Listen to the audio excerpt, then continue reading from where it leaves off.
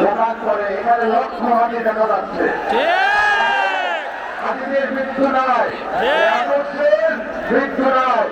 যে আদর্শ আল্লাহ এবং রসুল এবং এদেশে এক বাংলাদেশে সে আদর্শের কোনোদিন মৃত্যু হতে পারে না। দিল্লি তুমি দেখে যাও, আমরা মরি না।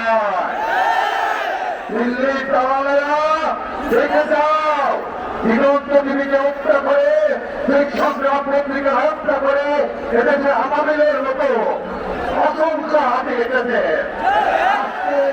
তোমরা ভারতের প্রতি রাজঘাত দেখায় না। সেদিন তোমরা কোথায় ছিলে? সেদিন মাহমুদুর রহমান ভাইকে ভোট চত্বরে হত্যা করার উদ্দেশ্যে আহত করেছিল, সেদিন ছুটে পাইছিল। আজকে কথা পরিষ্কার, এক বিন্দু রক্ত থাকা পর্যন্ত এদেশে ভারতের অধিপত্য মেনে নেব না। আওয়ামী লীগ নামক এই পাপ আমরা গ্রহণ করবো না ইনশাআল্লাহ। এই আজাদি আমাদের এই মুভমেন্ট, আজাদি মুভমেন্ট। আজাদি মানে আমরা স্বাধীনতা ৭১ একটা মানচিত্র পতাকা পেয়েছিলাম। আমরা আমাদের স্বাধীনতা পাইনি, এই জন্য পাশের দেশ থেকে এসে গুলি করে আবার আমার ভাইকে রক্তাক্ত করে নিহত করে চলে যায়। আর অযোগ্য সরকার তাকে আজ পর্যন্ত ধরতে পারে না।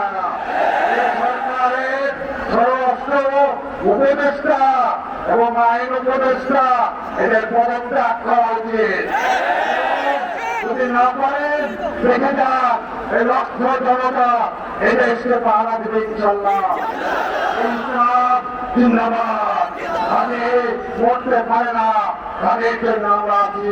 কখনো আমরা থেকে থেকে দিন রাত পাহারা দেবো ইনশাল্লাহ।